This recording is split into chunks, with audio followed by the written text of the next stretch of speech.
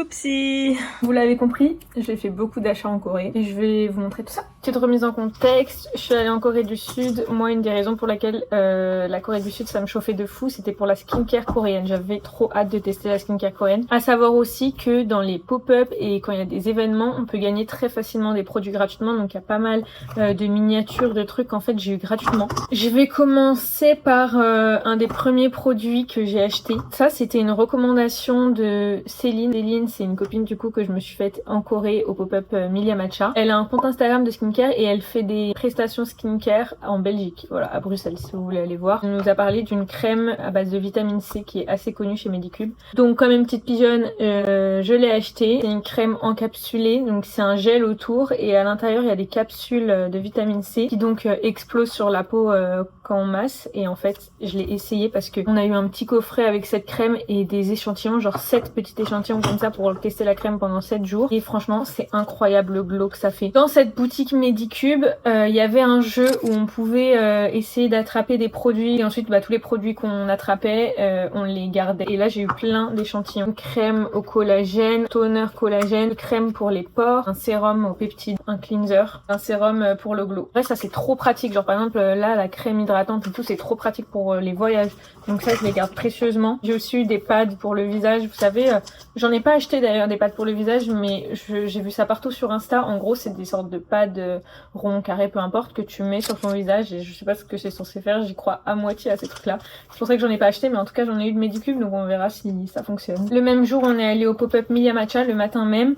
Et on a eu des petits cadeaux vu qu'on est arrivé dans les 20 premières avec mes amis, c'est comme ça qu'on s'est rencontrés. Cadeau, c'était en collaboration avec Herborian, donc c'est un coffret Herborian qu'on a eu. Dans ce coffret, il y avait 7 trousses, petit miroir comme ça de poche, des crèmes Herborian en teinte nude. C'est ma teinte, la CC Red Correct, j'ai déjà pu tester. En gros, elle est, quand on la sort là, elle est verte comme ça et quand on étale la crème, des pigments qui explosent et qui en fait s'adaptent à votre carnation. C'est très léger et en fait ça unifie le teint, c'est tout. Bébé crème, du coup je l'ai déjà testé. J'aime bien mais je suis pas une énorme fan parce qu'en fait je le sens sur ma peau. Donc je suis moins fan que la CC crème. Et donc dans les deux il y a un SPF, donc vraiment pas mal aussi. Dernier truc dans le kit Herborian, c'était l'huile de nuit à Centella Asiatica que j'avais déjà testé en grand format pendant un mois et j'avais beaucoup aimé, donc je suis très contente de l'avoir à nouveau. Pareil, ça je l'utiliserai pendant les voyages vu que c'est une miniature. Ensuite, le soir même, on est allé dans un pop-up Olive Young et en fait c'était pas du tout un pop-up de skincare mais un pop-up avec des trucs alimentaires, des compléments.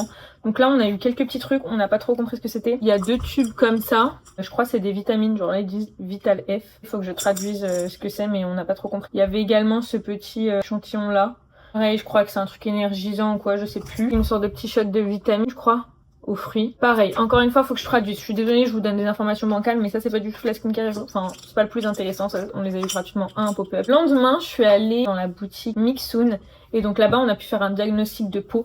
Et en vrai, c'est vraiment pas mal ce truc. Il te scanne ton visage et après, il te montre les résultats en te disant type de peau t'es et qu'est-ce qu'il faut faire pour améliorer ta peau. Dans le diagnostic de peau, on te recommande des produits. Donc on s'est fait pigeonner. Donc il y avait 6 produits recommandés. On n'a pas, j'ai pas tout acheté. J'ai juste acheté un produit par curiosité plus qu'autre chose. C'est une essence, donc une sorte de sérum au bean pois.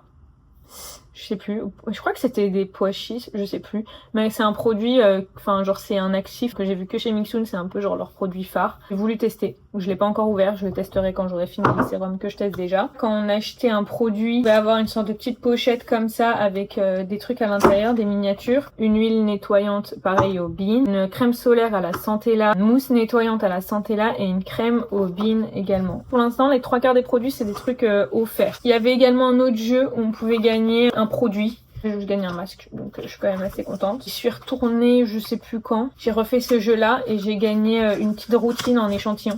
Très généreux Mixun comme Medicube. Pour moi, la meilleure stratégie pour avoir des produits gratuitement en Corée du Sud, c'est en fait d'aller dans les boutiques des marques directement. Puis il y a aussi Olive Young où tous ces produits sont vendus. Olive Young, c'est genre le Sephora de la Corée. Mais c'est pas très stratégique d'aller à Olive Young parce qu'en fait, on te donne plus de produits gratuitement depuis quelques années. Quand tu vas dans les boutiques en propre comme Medicube ou comme Mixun, il y a toujours des petits jeux, il y a toujours de quoi gagner des produits. Donc voilà, ma petite reco, c'est d'aller dans les boutiques des marques. Ensuite, là, je vais vous montrer des produits que j'ai achetés chez Olive Young. Donc j'ai commencé par acheter un sérum au niacinamide de la marque Anua. C'est un actif qui est très intéressant pour l'acné, les taches, etc.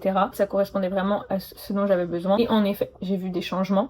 Donc comme vous pouvez le voir là, l'huile elle est quand même pas mal utilisée parce que je l'utilise quotidiennement. J'ai également acheté un autre sérum. Ça c'est un sérum un peu particulier. J'avais vu ça sur les réseaux sociaux et puis pareil à Olive Young il était pas mal mis en avant.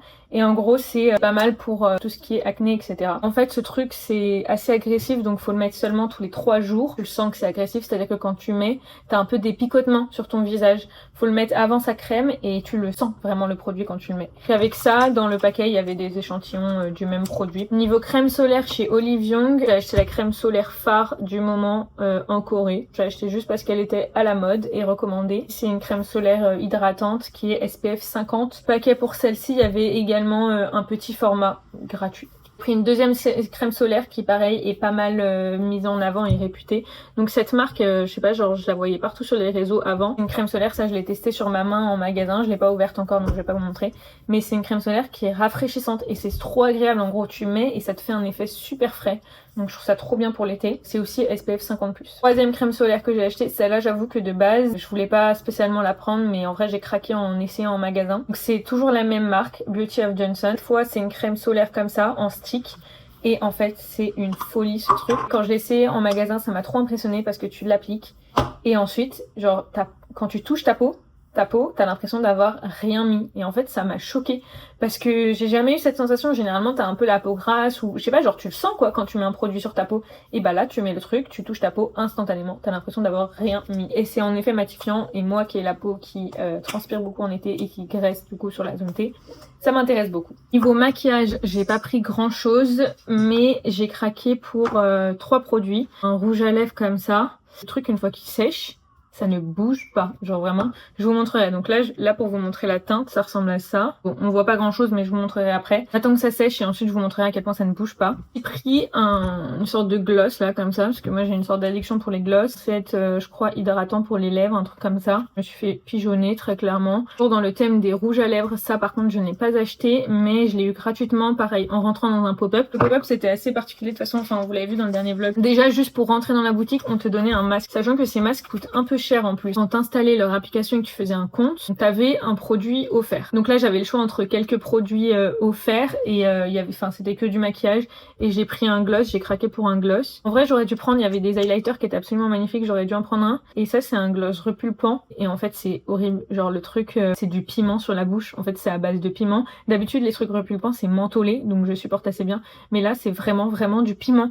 Donc c'est trop bizarre parce que t'as l'impression d'avoir mangé spicy de fou et d'avoir encore sur les lèvres. Donc en effet c'est repulpant mais c'est trop particulier comme sensation. Ça c'est les différentes teintes. Donc tout en haut c'est le gloss, au milieu c'est celui-ci, en bas c'est le gloss que j'ai acheté PMR. Voilà. Niveau maquillage, j'ai aussi craqué pour un produit. Je voulais absolument acheter un produit de la marque La Neige qui est bien cher en France. De base, je voulais acheter les fonds de teint Cushion, donc c'est des fonds de teint en mousse un peu.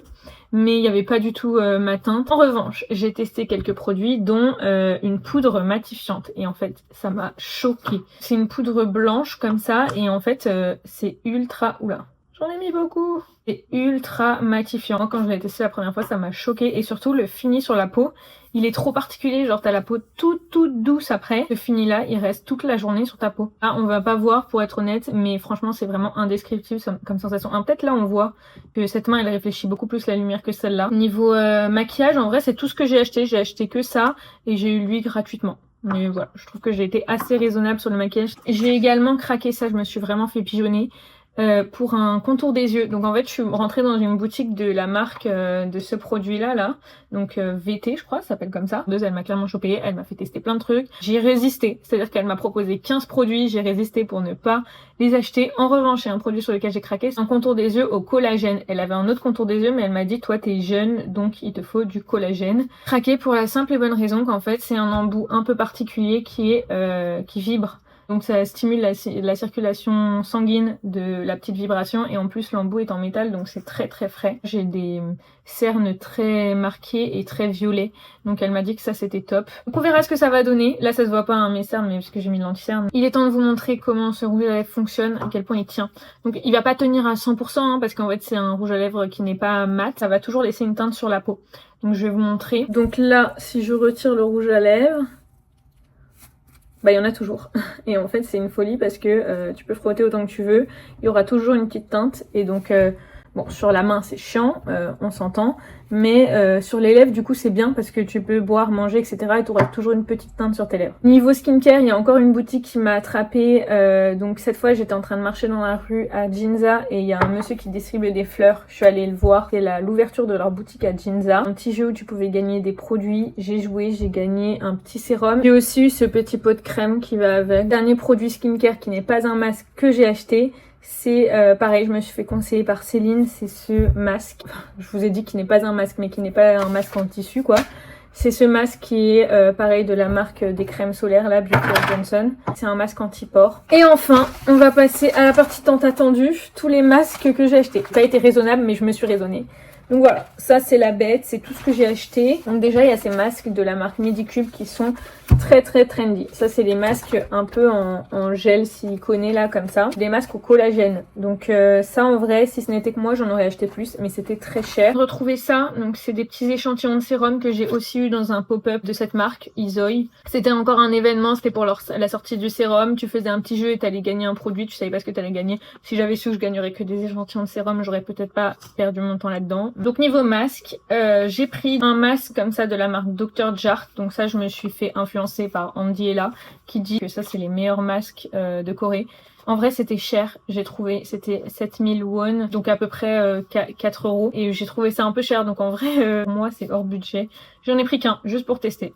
J'ai pris également ce masque, je pensais que c'était Dr. Jart, mais en fait non, c'est Dr. Mask, un masque à l'acide hyaluronique. Ensuite, j'ai ce masque que j'ai eu gratuitement, tiens, maintenant que j'y pense. Je l'ai eu gratuitement, mais en vrai, je suis curieuse de voir ce que ça va donner. Bon, alors ça, je me souviens plus du tout si je l'ai acheté ou si je l'ai eu offert quelque part. Mais en tout cas, j'ai ces patchs de la marque Toriden. Ces patchs qui étaient vraiment vendus partout et très mis en avant. Donc, c'est les petits patchs, comme je vous disais tout à l'heure, que tu mets sur ton visage ou quoi. Il y en a 10 et c'est à l'acide hyaluronique. Tout ce qui me reste en termes de masques, c'est les masques Mediheal, donc cette marque. J'en ai pris beaucoup de cette marque parce que c'était vraiment pas cher. 5 masques à la vitamine C, 5 masques au collagène, 5 masques à l'acide hyaluronique et enfin j'ai pris un pack de 10 masques comme ça. Je sais pas si c'est un actif ou ce que c'est là, Madécasouci. C'est pour avoir une peau plus smooth, les peaux à imperfection et pour un peu parer et régénérer la peau. Tous ces masques que j'ai pris ne sont pas pour moi. Moi, ce que je vais faire, c'est que je vais tout laisser chez moi. Et on est 4 filles dans ma famille, donc on va se servir. Voilà, c'est vraiment pour tout le monde, quoi. J'ai pas pris tout ça spécifiquement pour moi. Je me justifie, est-ce que c'est nécessaire? Pour les achats qui ne sont pas de la beauté, qui ne sont pas du secteur de la skincare ou du maquillage, j'ai acheté cette chemise, c'est une chemise blanche toute simple. Je cherche une chemise blanche depuis quelques temps. Moi, ce qui me pose problème, c'est que soit elles sont trop longues, soit elles sont pas assez larges, genre elles sont cintrées à la taille ou des trucs comme ça, donc ça me fait chier. Cette chemise, je l'ai trouvée dans une fripe à Busan. Je l'ai achetée pour 3 euros. Elle est toute froissée, mais j'en suis très contente. Elle est très bien, elle est exactement comme je voulais. Seul achat vêtements que j'ai fait. Enfin, j'ai aussi acheté, bon, je vous ai gardé la boîte, mais en vrai c'est vide, des Pringles au tteokbokki. C'était très bon. Est-ce que je recommande forcément? Non, c'est pas piquant. Un peu piquant quand même, c'est juste que moi j'ai un palais qui supporte quand même bien le piquant. Et voilà. Enfin, à l'aéroport, il y avait également un truc où quand tu t'inscrivais sur leur site, tu pouvais gagner un produit. Tu savais pas ce que c'était le produit. Donc moi je me suis dit allez, je le fais, j'avais un peu de temps. J'étais un peu déçue de savoir que le produit en question était un masque pour le visage pour dormir. Quelle ne fut ma surprise quand j'ai découvert qu'en fait ce n'était pas un masque pour le visage simple parce qu'il y a une sorte de petit truc de gel là, comme ça, que tu peux mettre soit au micro-ondes, soit au congélateur pour faire froid ou chaud. Et en fait, c'est trop bien, tu peux le mettre à l'intérieur, c'est trop bien. Ça a été beaucoup plus utile que ce que je ne pensais. C'est un enfer parce que tous les matins, je me réveille à cause du soleil qui se lève à 5 heures du matin. Donc depuis la Corée, je mets ça sur ma tête la nuit, alors que j'ai jamais dormi avec un masque pour le visage, mais là, je mets ça.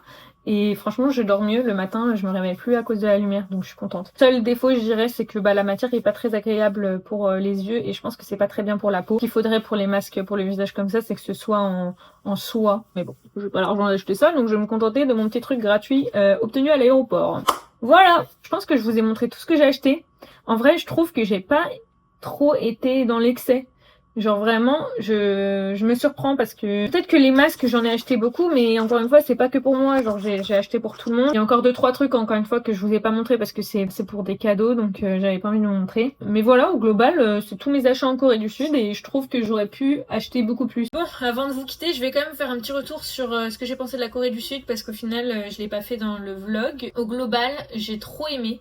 Franchement, c'était incroyable, j'ai trop aimé ces vacances et je suis trop contente d'être allée en Corée du Sud. Au début, j'avais pas mal hésité parce que j'avais envie de découvrir aussi le Japon et une semaine de vacances au Japon, c'est quand même assez chouette. Tu peux faire pas mal de trucs. J'ai fait Busan et Séoul et j'ai quand même eu un énorme coup de cœur pour Séoul comparé à Busan.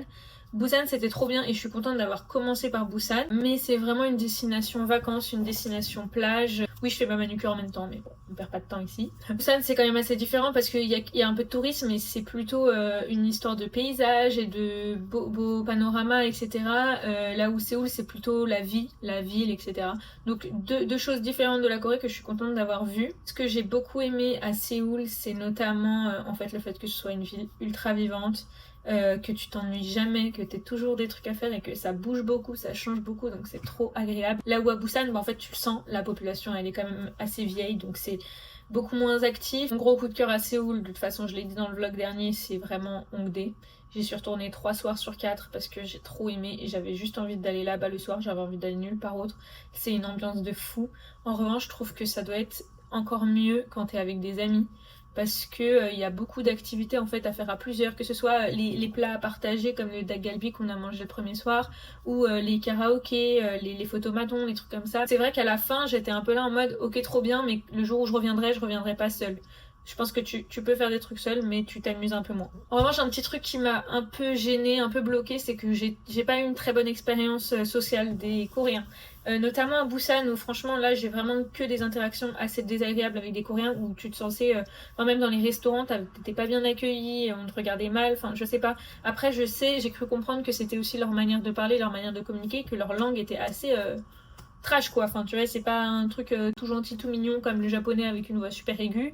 Donc c'est vrai que c'était un peu particulier, surtout après le Japon. Si j'étais venue de France directement sans passer par le Japon, j'aurais peut-être pas eu le même ressenti, mais c'est vrai que j'étais un peu brusquée quoi par les gens, surtout à Busan. Autre chose qui est un peu un hic, c'est que quand même là c'est un peu une culture de surconsommation.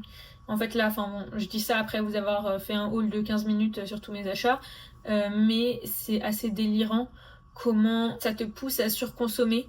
Déjà les Olive Young, quand tu vas dans un Olive Young, il y a des promos partout. Pour aucune raison, il y a des promos de partout, sur tous les produits, plein de produits mis en avant, etc. en promo, donc forcément ça te donne un peu plus envie. Ensuite tous ces trucs de pop-up, de produits gratuits, de machin, forcément ça te fait surconsommer. Et vraiment c'est quand même assez... je pense que là, pour une semaine de vacances, forcément j'avais envie d'acheter ma skincare coréenne, mais d'y vivre ça doit être un peu étouffant quoi. Ce côté surconsommation, moi ça me plaît moins. Après il y a un peu ça aussi au Japon, mais c'est vrai que j'ai tendance à passer devant les magasins sans trop faire gaffe. Je dis ça encore une fois après avoir fait un haul de tous mes achats en Corée du Sud, mais c'est exceptionnel. Je fais pas ça tous les 4 matins. Même au Japon je pense j'ai acheté moins de trucs que là j'ai acheté en Corée alors que j'y suis depuis 4 mois. Après c'est vrai qu'en me baladant dans Hongdae et tout, j'étais vraiment dans un mood purée mais je veux trop vivre ici, ça a l'air trop bien.